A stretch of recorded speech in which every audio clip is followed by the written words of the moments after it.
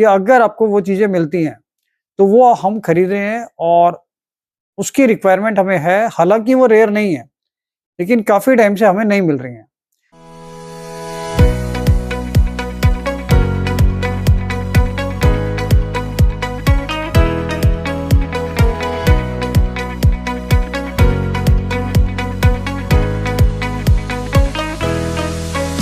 दोस्तों नमस्कार, royal arts and numismatic gallery रंग के यूट्यूब चैनल पर आपका स्वागत है।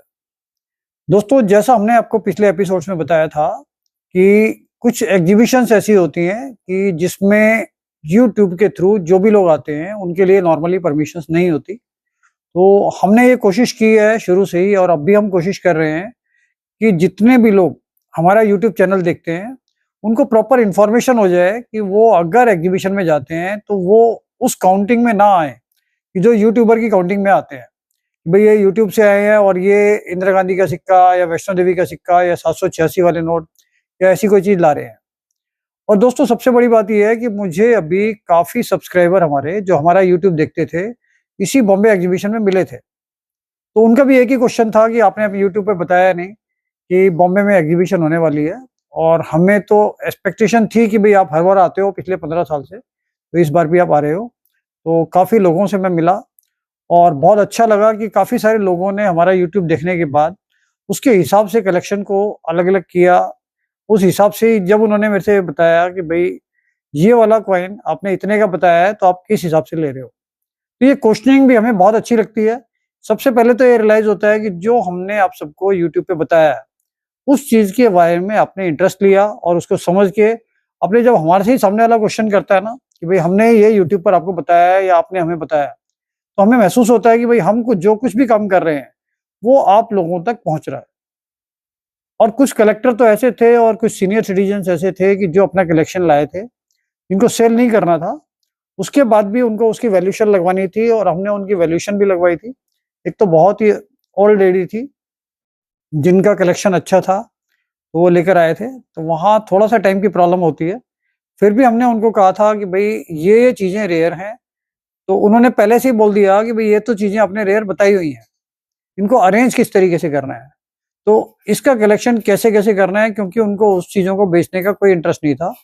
उनके माइंड में भी ये था कि ये चीज़ें टाइम टू टाइम वैल्यूएबल होती जा रही हैं और इनकी वैल्यूएशन जो भी न्यूमिस्मेटिक्स में कलेक्शन है, specially British India, ancient, Mughal, medieval, ये जो पीरियड के कॉइन्स हैं, ये आने वाले टाइम में बहुत ही रेयर होने वाले हैं। वजह क्या है कि रिपब्लिक इंडिया तो अभी चल रहा है और जो रिपब्लिक इंडिया के कॉइन्स का पीरियड है वो 1950 से लेके 2024 अभी जो चल रहा है तब तक का है। तो ये कॉइन जितने भी रिपब्लिक इंडिया के आए हैं, लगभग 50 साल के कॉइन्स तो लगभग सभी लोगों ने यूज़ किए हैं और टाइम टू टाइम ये चीज़ें अवेलेबल हो जाती हैं। और अगर आप कलेक्शन कर रहे हैं तो इसमें भी कॉमन चीज़ें तो बहुत ईज़िली आपको मिल जाती हैं। तो दोस्तों जो-जो चीज़ें डिमोनेटाइज़ हो गई थी, जैसे बुल का था, जो हाफ आना, 1 आना, 2 आना आता था 1950, 54, 55 का, वो चीज़ें थोड़ा-सा अभी भी कम मिलती हैं। लेकिन वो सारी चीज़ें आपको हम डेफिनिटिव और कमेमोरेटिव फाइल में प्रोवाइड कर रहे हैं। जो-जो चीज़ें आपने हमारे से कंसेप्ट लिए हैं, उसमें वो सारी चीज़ें आपको मिल जाती हैं। लेकिन जिस तरीके से इस फील्ड की पॉपुलैरिटी बढ़ती जा रही है और न्यूमिस्मेटिक्स से काफ़ी लाखों लोग जुड़ रहे हैं। आप मानकर चलिए कि हमारे यूट्यूब देखने वाले जो व्यूअर्स हैं, वो भी लगभग इस टाइम पर 22 से 23 लाख, 24 लाख के आसपास हो गए हैं और सब्सक्राइबर भी हमारे 31 या 32 हज़ार के आसपास हो गए हैं, जो एक शॉर्ट पीरियड में हुए हैं। लगभग 4 से 5 महीने, 6 महीने के अंदर-अंदर इतने लोगों ने ये वीडियो देखा है। तो आप ये देखिए कि अगर टाइम में जैसे-जैसे टाइम पास हो रहा है, ये अवेयरनेस बढ़ रही है, तो जो चीज़ें बहुत बड़ी क्वांटिटी में है, जैसे रिपब्लिक इंडिया है, उन चीज़ों में भी अगर कलेक्शन करके सब लोग रखते हैं, तो अगर कलेक्टर बहुत बड़े लेवल पे बढ़ते हैं, तो जो डिमांड रिपब्लिक इंडिया में हम पूरी कर पा रहे हैं, जब हम इसकी भी फाइलें बनाते हैं, तो कुछ डेटें हमारी नहीं मिल पाती और हमें बहुत मुश्किल से अरेंज होती हैं या फिर अरेंज हो ही नहीं पाती। कुछ चीज़ें तो रेयर हैं, जो सबको पता है रेयर हैं, लेकिन इसके अलावा भी बहुत सारी चीज़ें ऐसी भी हैं कि जो हम इनको कॉमन मानते थे, लेकिन जब हमने उनको ढूँढना शुरू किया, तो बुक्स में और सब जगह उनको कॉमन बोला जाता था, लेकिन वो चीज़ें नहीं मिल रही। तो जब आप लोग हमारा वीडियो देख रहे हो, तो कुछ चीज़ें मैं उसमें से भी शेयर कर देता हूँ कि अगर आपको वो चीज़ें मिलती हैं, तो वो हम खरीद रहे हैं और उसकी रिक्वायरमेंट हमें है। हालांकि वो रेयर नहीं है, लेकिन काफ़ी टाइम से हमें नहीं मिल रही हैं। जैसे इसमें हमने डेफिनेटिव फाइल्स अभी बनाई हैं, तो इसमें हमें जो नहीं मिल रहे हैं वो 4-5 कॉइन, 6 कॉइन ऐसे हैं कि अगर आपके पास हैं तो वो हम परचेज कर सकते हैं। तो इसमें सबसे पहला जो कॉइन आ रहा है, वो आ रहा है 10 पैसे में 1990 का एल्युमिनियम का, जो एल्युमिनियम में बना है 1990 का 10 पैसे का। फिर आता है 20 पैसे 1992 1992 का। ये भी कॉइन हमें कम मिल रहे हैं या नहीं मिल रहे हैं। जो हम चाहते हैं अपनी कमोमेटिव की, डेफिनेटिव की जो फाइलें आ रही हैं वो उसमें लगाएं। ये डेफिनेटिव कॉइन्स है 1990 का 10 पैसे का एल्युमिनियम का, 1992 का एल्युमिनियम का 20 पैसे का। तो दोस्तों इसमें जैसे मैंने आपको बताया 10 पैसे का 1990 एल्युमिनियम, 20 पैसे का 1992 एल्युमिनियम, इसमें 2 पैसे का 79 भी बहुत कम मिल रहा है, 1979 1979 ये भी कम मिल रहा है और हम इसको काफी दिन से ढूंढ रहे हैं। ये क्वांटिटी में तो बिल्कुल भी नहीं मिल रहा है। इसके साथ साथ 1969 5 पैसे ये भी कम मिलता है। और 10 पैसे में कुछ डेट्स ऐसी और भी हैं कि जो कम आ रही हैं। जैसे 10 पैसे में ही आपका 93 94 ये भी कम आ रहा है। तो इसमें 92 93 94 ये तीनों डेट्स स्केयर्स में आ रही हैं। और हम इससे पहले ये नहीं मानते थे कि ये कुछ स्केयर या रेयर है, क्योंकि हमें महसूस होता था ये कॉमन डेट्स है। तो ये 3 डेट भी इसमें कम आ रही है। ये भी अगर किसी के पास है तो हम लेते हैं। 10 पैसे स्टील में भी 96 97 98 ये भी कम मिल रहा है। तो अगर आपके पास ये भी है तो हम ये भी ले सकते हैं। इसके साथ साथ 20 पैसे में 96 97 ये दोनों वैरायटी कम आती हैं। पहले से ही हम मानते हैं कि ये स्केयर और रेयर में आती थी, लेकिन इसमें हमें रनिंग कंडीशन नहीं मिल रहा है और यूएनसी इसका कुछ थोड़ा सा महंगा होता है। तो अगर आपके पास रनिंग कंडीशन में 20 पैसे 96 97 हो, वो भी हम ले रहे हैं। तो दोस्तों मेरा कहना ये है कि बहुत सारी चीजें जैसे हम फाइल्स बना के और ये दे रहे हैं, तो ये जो चीजें हम आपके साथ डिस्कस कर रहे हैं कि अगर आपके पास ये चीजें हों तो आप हमें दे दो, या आपके पास ये चीजें हों तो हम आपकी परचेज कर सकते हैं। तो ये सारी बातें हम किस चीज के बारे में कर सकते हैं? रिपब्लिक इंडिया के बारे में, कि जो चीजें एक सर्कुलेशन में हैं, जो हम एक्सपेक्ट कर रहे हैं कि आपके पास हो सकती हैं। लेकिन आप सोचिए कि अगर हम कोई फाइल ऐसी बना रहे हैं कि जो इस पीरियड से पिछला है, जैसे हम ब्रिटिश इंडिया की बना रहे हैं, तो हम जनरल पब्लिक में ये नहीं बोल सकते कि भाई 1/12 में हमें 1942 चाहिए या हमें कोई भी ऐसा कॉइन चाहिए जो ब्रिटिश पीरियड में आया है। तो जब हम ब्रिटिश पीरियड मतलब लगभग हम 80 से 100 साल के पीरियड के बारे में आपसे ये नहीं पूछ सकते कि भाई हमारी ये रिक्वायरमेंट है और हमें ये चाहिए। तो आप सोचिए कि हमें उसको ढूंढने के लिए कहाँ कहाँ पर एफर्ट्स करने पड़ेंगे। और ब्रिटिश इंडिया से भी अगर हम और पीछे चले जाएं, जिसमें मुगल, एंशियंट, मेडिवियल, स्टेट, सल्तनत, ये जो कॉइन्स आते हैं, तो अगर वो कॉइन्स किसी के पास भी हैं तो आप मानकर चलिए कि उसकी क्वांटिटी धीरे धीरे धीरे धीरे अपने आप ही कम हो गई है, क्योंकि टाइम के हिसाब से जो कॉपर है या कोई भी मेटल है वो एज ए मेटेलिक यूज में आ गए, या रखे रखे खत्म हो गए या खराब हो गए। तो जो चीजें मुगल में, एंशियंट में, स्टेट कॉइन्स में, सल्तनत में ये पीरियड रहा है, तो जिस दिन लोगों को इस फील्ड के बारे में नॉलेज का इंटरेस्ट होगा या उसको समझ पाएंगे, जैसे कि कोई भी आदमी अगर ये चाहता है कि वो ब्रिटिश पीरियड से पहले के कॉइन्स का कलेक्शन करे, तो वो कॉइन्स कहाँ से आएंगे? तो मैं ये मानता हूँ कि सिर्फ कुछ ही डीलर्स हैं ऑल इंडिया में, लिमिटेड गिने चुने लोग, जिनके पास ये स्टॉक है या उन्होंने उन चीजों को कलेक्शन किया है। तो वो लोग तो हो गए कि कमर्शियल एंगल से उन्होंने अपना ये सारा स्टॉक बनाया है। इसके अलावा जो पुराने कलेक्टर्स थे, जिन लोगों ने अपनी सारी लाइफ इसको कलेक्शन करने में लगा दी, क्योंकि पहले सोशल मीडिया नहीं था, ये ऐसे प्लेटफॉर्म नहीं थे कि जिससे वो सारी चीजें उनको इजीली अवेलेबल हो जाए, तो वही लोग उसको कलेक्ट कर पाते थे। जो लोग अदर स्टेट्स में जाते थे या घूमने वाले ज्यादा होते थे, जिनके पास अप्रोच होती थी काफी, या काफी ज्यादा पैसा होता था कि किसी को भी अप्रोच उन्होंने किया कि भाई आपको कहीं पर भी कोई चीज मिलती है तो हम ज्यादा से ज्यादा पैसे देके इसको खरीद लेंगे। तो वो जो कॉइन्स हैं वो एक ऐसी चीजें हैं कि जो ज्यादा पैसे देके या बहुत ज्यादा मेहनत करके या ज्यादा आउटिंग करके कि भाई बाहर ज्यादा जगह गए और वहां से उन्होंने एक एक चीज कलेक्शन की, तो आप ये मानकर चलिए कि उन चीजों के बहुत बड़े एफर्ट्स थे उनके, जो उन्होंने कलेक्शन करके एज ए कलेक्टर कलेक्शन किया है।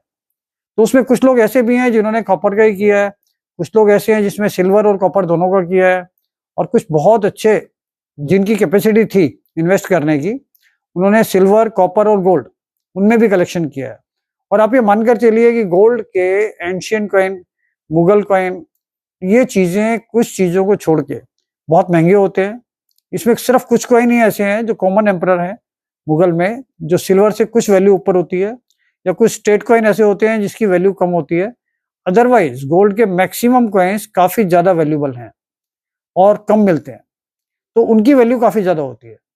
तो जिन चीजों के कलेक्शन के लिए सोर्सिंग ही बहुत कम है और मटेरियल भी बहुत कम है, तो आने वाले टाइम में जब डिमांड बढ़ेगी तो उसकी वैल्यूएशन में कितना रह जाएगा। और एक चीज रियलाइज कर रहा हूं मैं कि नेशनल म्यूजियम में अभी न्यूमिस्मेटिक्स के ऊपर, न्यूमिस्मेटिक्स, एपिग्राफी और पैलियोग्राफी, इसके ऊपर मास्टर डिग्री शुरू हो गई है और अभी मेरे ख्याल से सेकंड बैच है जो इसका एजुकेशन चल रही है। तो अगर ये नेशनल इंस्टीट्यूशन और गवर्नमेंट इंस्टीट्यूशन न्यूमिस्मेटिक फील्ड को प्रमोट करने के लिए, इन चीजों को आगे लाने के लिए अपने एजुकेशन दे रहे हैं, और उन एजुकेशनल इंस्टीट्यूशन में उनको वो ब्रह्मी लैंग्वेज, पर्शियन लैंग्वेज और जो भी रिलेटेड लैंग्वेजेस हैं जो कॉइन्स के ऊपर आती हैं, तो जो चीजें उनको स्टडी के लिए चाहिए वो सारी चीजें वो उनको वहां पर सिखाएंगे। इसके अलावा बनारस में, बनारस हिंदू यूनिवर्सिटी बीएचयू में न्यूमिस्मेटिक्स से रिलेटेड काफी टाइम से एजुकेशन चल रही है, काफी लोगों ने वहां से रिसर्च भी की है। इसके साथ साथ नासिक में भी एक इंस्टीट्यूशन है जहां पर न्यूमिस्मेटिक्स के ऊपर पूरी रिसर्च करते हैं, पूरा उसके एजुकेशनल क्लासेस होती हैं, और वहाँ नासिक के जो इंस्ट्रक्टर हैं, जो वहाँ पर प्रोफेसर्स हैं, कुछ लोग हमारे टच के हैं और अभी बॉम्बे एग्जीबिशन में मेरे को मिले भी थे। तो हमने उनसे रिक्वेस्ट की थी कि दिल्ली में, नॉर्थ में अगर आप कोशिश करें तो हम अपने यूट्यूब के चैनल के माध्यम से कुछ लोगों को इकट्ठा कर सकते हैं जिनका इंटरेस्ट एंशियंट में, मुगल में, मेडिवियल में, या उस पीरियड में है जो लगभग 500 साल से लेके 1500 साल पुराना है। उस पीरियड के कॉइन्स अगर आप प्रॉपर नॉलेज एक एजुकेशनल सिस्टम से देते हैं तो हम उस चीज को यूट्यूब के माध्यम से उन स्टूडेंट्स को इनवाइट करेंगे कि आप आइए, और 10 दिन की, 15 दिन की कुछ क्लासेस शुरू करेंगे जिसमें उस चीज की वो पूरी नॉलेज आपको देंगे। वो प्रोफेसर्स हैं जो इंस्टीट्यूशन में वहां पर पढ़ाते हैं, जिनको पूरी परफेक्ट नॉलेज है, और सब जगह किसी भी कॉइन को डिसाइफर करने के लिए, उसके बारे में डिटेल देने के लिए नेशनल लेवल पर गवर्नमेंट अथॉरिटीज की तरफ से उनको बुलाया जाता है। तो दोस्तों, हमारी हमेशा से कोशिश ये होगी कि न्यूमिस्मेटिक में जो रियल न्यूमिस्मेटिस्ट है, जो लोग कॉइन्स का कलेक्शन कर रहे हैं, तो वो छोटा सा कलेक्शन वो नहीं है कि रिपब्लिक इंडिया जो चल रहा है या अपने करेंसी में कर लिया। न्यूमिस्मेटिक्स बेसिकली वो पीरियड है जो चीजें हम अपने इतिहास को दर्शाती हैं, जिन चीजों को हाथ में लेने के बाद आपको फील होता है कि ये कॉइन्स है, जिसका पीरियड जो है वो 500 साल, 700 साल, 1000 साल और उससे भी पुराना हो सकता है। तो जहां तक भी आपकी सोच जाती है, उस कॉइन्स के ऊपर वो सारी चीजें आपको मिलेंगी जो उस समय के, उस पीरियड के लोग उसको यूज कर रहे हैं। तो दोस्तों, इसमें एंशियंट, मुगल, स्टेट, मेडिवियल और ब्रिटिश इंडिया, इसके साथ साथ रिपब्लिक इंडिया। तो हम हमेशा से कोशिश करेंगे कि आपको रिपब्लिक इंडिया के बारे में भी इंफॉर्मेशन दें, जैसा हमने पीछे अपने काफी एपिसोड्स में बताया कि किस कॉइन्स की क्या वैल्यू है। तो वो सारी चीजें जो हम अपने यूट्यूब चैनल पे बता रहे हैं, तो जो रेट हम अपने यूट्यूब चैनल पे बता रहे हैं, हम उसी के अकॉर्डिंग वो सारी चीजें अपने ऑफिस में परचेज कर रहे हैं। कुछ लोग हमारे पास आते हैं, वो रेफरेंस देते हैं दूसरे यूट्यूब चैनल्स का, भाई उस यूट्यूब चैनल वालों ने ये रेट बताया है, उस यूट्यूब चैनल पे ये रेट बताया है। तो हमें उनको बार बार बताना पड़ता है कि दूसरा कोई भी यूट्यूब चैनल कोई भी अगर रेट बताता है तो हम उसके हिसाब से हम परचेजिंग नहीं कर रहे हैं। हमारी जो भी परचेजिंग है अपने ऑफिस पे, वो सारी परचेजिंग हमारी अपने यूट्यूब चैनल पे जिस चीज का जो रेट हम देते हैं उसके अकॉर्डिंग है हमारी परचेजिंग होती है, और किसी भी दूसरे यूट्यूब चैनल के हिसाब से हम परचेज नहीं कर रहे हैं। तो दोस्तों, अगले एपिसोड में और ज्यादा जानकारी आपके लिए लाएंगे। इसको लाइक कीजिए, सब्सक्राइब कीजिए, शेयर कीजिए, जिससे ज्यादा से ज्यादा लोग हमारे से जुड़ सकें और इसको प्रमोट करने में हमारी हेल्प हो सके। और जैसे जैसे ये लाइन आगे बढ़ेगी तो उसमें हम सबका, आपका सबका फायदा है। Thank you. दोस्तों, जो भी रंग के साथ कोई भी किसी भी तरीके की कॉइन्स और नोट्स की परचेजिंग करना चाहते हैं, वो इस गूगल फॉर्म को फिलअप कर दें।